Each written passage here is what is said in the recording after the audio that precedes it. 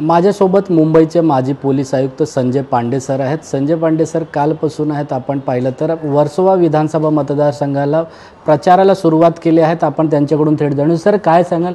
बँड्रापासून आपली तयारी होती, मात्र आता थेट तुम्ही वर्सोवा विधानसभा जाहीर केलात आणि वर्सोवामध्ये देखील तयारीला कालपासून सुरुवात केली आहे। बँड्राला जेव्हा मी अनाउन्स केलं होतं त्याचं कारण स्पष्ट होतं। मी बँड्रामध्ये 2.5 वर्ष DCP होतो आणि ते असे काळात होतो जेव्हा म्हणजे पूर्ण म्हणजे मुंबईमध्ये काय पूर्ण भारतातच ते एक दंगल उडाली होती। तर ते लोक मला ओळखतात त्या बाजूचे आणि बरेचसे लोकांशी माझे पर्सनल संबंधी होते। पण मध्यंतरी काही लोक माझ्याकडे आले आणि ते वर्सोवाचे रहिवासी होते।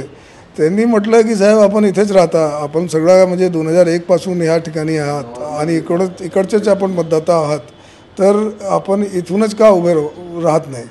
मग मी पण विचार केला आणि मला असं वाटलं की मला प्रचार करण्यासाठी हे सोयीस्कर होईल, कारण का मी माझं घर इथेच वर्सोवा मतदार क्षेत्रामध्येच आहे। मग आपल्याला जाणं येणं फार अवघड नाही होणार। आणि तसे लोक तर मला असं वाटतं आपल्या माध्यमातून आणि इतर माध्यमातून बरेचसे लोक मला ओळखतात। तर लोकांचं म्हणणं असं आहे की आपलं नाव तर लोकांना माहिती आहे, आपला फेस टू फेस झाला की मग बरेचसे प्रश्न सुटतील। तर ह्यामुळे मी वर्सोवा निवडले। महायुतीमधून लढणार, महाविकास आघाडी किंवा अपक्षमधून, कसं तुम्ही ह्या वर्सोवा विधानसभा मतदारसंघात लढणार आहात? कुठल्या पक्षाकडून किंवा अपक्ष असणार? नाही, आतापर्यंत मला कुठलाही पक्ष आमच्याकडे नाही आहे। आम्ही लढणार आहोत हा मी जाहीर केलेला आहे आणि तो आता सध्याची परिस्थितीमध्ये अपक्ष आहेत आणि आमच्याकडे मला कुठली महायुती किंवा महाविकास आघाडी असे कोणतेही पक्ष माझे काही आतापर्यंत संबंध नाही। वर्सोवासाठी तुम्ही जाहीर केला की वर्सोवामधून मी लढणार आहोत, मात्र वर्सोवाचं सध्या प्रश्न काय आहे? तो वर्सोवासाठी तुम्ही प्रचाराला जेव्हा जाणार ते इथला प्रश्न काय, जनतेचे प्रश्न काय घेऊन जाणार? अच्छा, वर्सोवाचे प्रश्न आणि इतर मुंबईचे प्रश्न जवळजवळ सारखे आहे।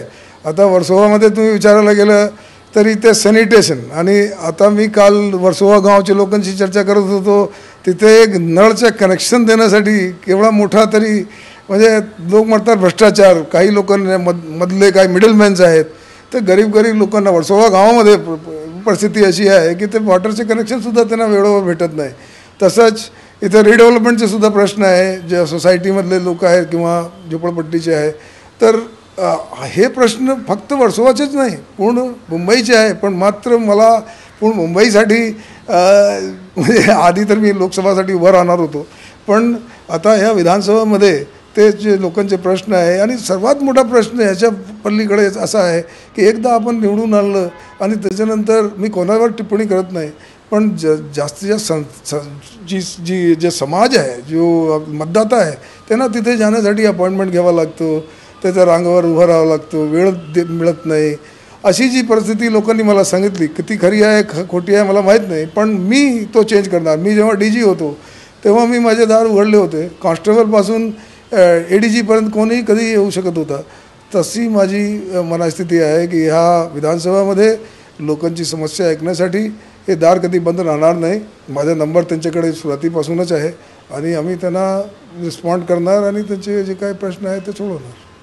महाविकास आघाडी काळात आपण मुंबईचे पोलीस आयुक्त होतात, मुंबईचं तुमचं उद्धव ठाकरेंबरोबर जवळीकसुद्धा बोलला जातो, मात्र अशामध्ये तुम्ही विधानसभेला ठाकरे गटाकडून चर्चा करणार आहात का की तिकीट मिळावे करून? ठाकरे गटाच्या लोकांना मी ओळखतो आणि त्यांच्याशी याच्या बाबतीत चर्चा झाली हे बरोबर नाही, पण त्यांना मी ओळखतो, कारण का त्यांच्या सरकारमध्ये मी कमिशनर होतो। पण त्यांनी मला हे तिकीट देणार आहे किंवा ते मला उमेदवार म्हणून बघता आहे अशा बाबतीत त्यांनी कुठल्याही प्रकारचे त्यांचे विचार माझ्यापर्यंत आले नाही आणि माझ्याही त्यांच्याशी या बाबतीत काहीही चर्चा झाली नाही। सर, आपण मुंबईचा पहिला पोलीस आयुक्त असणार आहे की पोलीस आयुक्त जसं माजी झालं तर आपण अवघ्या काही दिवसामध्ये आपल्याला जेलमध्ये जावं लागलं, आपल्याला काय वाटतं, हा सूडबुद्धाने केल्या गेल्या किंवा राजकीय हेतूने कारवाई केली गेली होती का?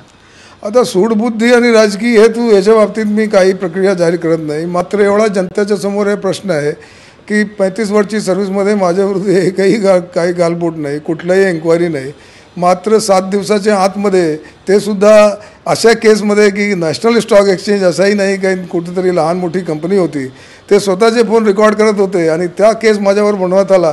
आता हा कोर्टाच्या समोर आहे. कोर्ट ह्याचा निर्णय देईल की सूडबुद्धी होती की राजकीय होता किंवा काल्पनिक होता, हे सगळं आता कोर्टाने ठरवावं. मागच्या काही दिवसापासून आपण पाहिलं तर राज्यामध्ये आरोप प्रत्यारोप सुरू आहे. गृहमंत्री असतील किंवा माजी गृहमंत्री त्यांच्यामध्ये पण आपण पाहिलं तर लढा आहे, खडी जंग सुरू आहेत. मात्र असामध्ये माजी पोलीस आयुक्त एक दुसरे पण आहेत, आपण परमवीर सिंग, त्यांच्याकडून देखील सातत्याने अनिल देशमुखवर आरोप आणि प्रत्यारोप होत आहेत. अशामध्ये खालच्या पातळीवर राजकारण गेली आहे का? कशा पाहता महाराष्ट्राचं राजकारण? आता त्यांचे आरोप आणि प्रत्यारोपमध्ये मी जात नाही, कशामुळे आहेत ते त्यांना माहिती असतील. पण खालपणे लोकांना एवढं तरी माहिती झालंच असेल की बरेचशा ठिकाणी राजकारण पसरलेलं आहे आणि त्यामुळे बरेचसे लोक काहीतरी स्टेटमेंटही देत असतील आणि त्याच्या प्रत्युत्तरही देत असतील. पण माझी त्याच्यामध्ये कोणताही रिॲक्शन नाही, मला त्याच्या बाबतीत जास्त माहिती पण नाही. सर, एक परमबीर सिंगने आपल्यावर आरोप केला की तुम्ही पोलीस आयुक्त असताना प्रेशराईज केला त्यांच्यावर की थेट गुन्हा तुमच्यावर दाखल होणार नाही, तुम्ही जसं स्टेटमेंट आहे 100 कोटी मागे घ्या, नाहीतर तुमच्यावर गुन्हा दाखल, तसा ते म्हणतात माझ्याकडे पुरावा. त्यावर तुम्ही काय सांगा? त्यांचे जे काही पुरावे होते, जे काही असतील त्याच्या बाबतीत कोर्टमध्ये सगळं झालेलं आहे. त्या जी गोष्ट आता 2 वर्ष आधीची आहे, मी त्याच्यावर कोणतीही प्रतिक्रिया देत नाही. काही लोकांसोबत तुम्ही वर्सोवामध्ये आता भेटीगाठी प्रचाराला सुरुवात देखील केला आहात. कशा पद्धतीने एकंदरीत लोकांचा प्रतिसाद आपण भेटल्यानंतर लोक कशा पद्धतीने भेटतात? बोलायला तर सगळे म्हणतात की आम्ही पांडे साहेब तुम्हाला पाठिंबा देणार, आम्ही तुम्हाला ओळखतो, ही सगळी गोष्ट सगळीकडे आहे. मात्र त्याला वोटमध्ये कन्वर्ट करून घेणार. एक बघा, महाराष्ट्र हे वर्सोवामध्ये 1,25,000 लोकांनी मत दिले होते. अजून 1,60,000 लोक असे आहे ज्यांनी मत दिले नाही. मी असे सर्व लोकांना ज्यांनी मत दिले आणि ज्यांनी नाही दिले त्यांना एवढं सांगतो आहे की हे 50% वर जर मतदान झालं असेल तरी तुम्ही यावेळी 100% मतदान करा. आणि मी एवढी हमी देतो की आम्ही असे सर्व मतदान करणाऱ्या लोकांना 100% त्यांच्या पाठीशी उभे राहणार आणि त्यांना मदत करणार. वर्सोवामध्ये सध्या वर्सोवा विधानसभामध्ये भाजपचे स्टँडिंग आमदार आहेत भारती लवेकर.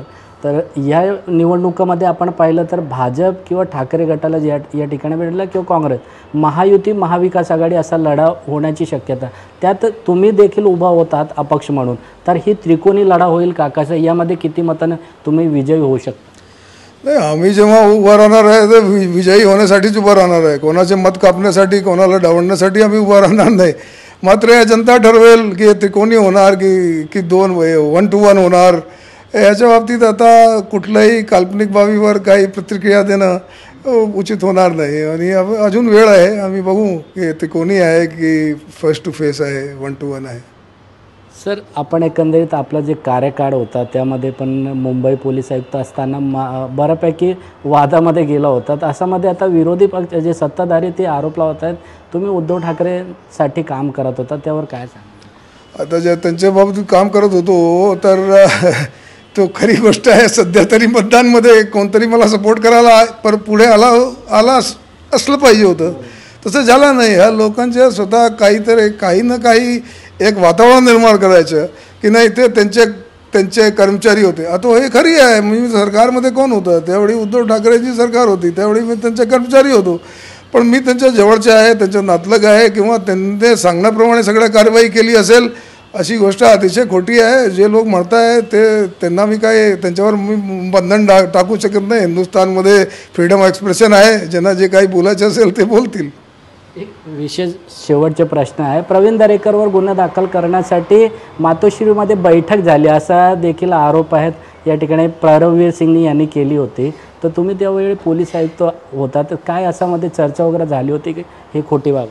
माझ्याकडे म्हणजे गुन्ह्याच्या बाबतीत अशी चर्चाच्या बाबतीत काही प्रश्नच येत नाही. काहीतरी जर त्यांच्याविरुद्ध, मला आठवत नाही, पण त्यांच्याविरुद्ध जर काही गुन्हा दाखल झाला असेल तर व्यवस्थित कंप्लेंटवर झाला असेल. असं नाही आहे की कोणतरी सरकारतर्फे काही असं झाला असेल, काहीतरी कंप्लेंट असेल त्याप्रमाणे गुन्हा दाखल झाला. फक्त एका माणसासाठी काही मीटिंग झाली असेल असं मला आठवत नाही. कॅमेरामॅन हेमंत कदमसोबत सत्यम सिंग, एबीपी माझा, मुंबई. एबीपी माझा, उघडा डोळे बघा नीट.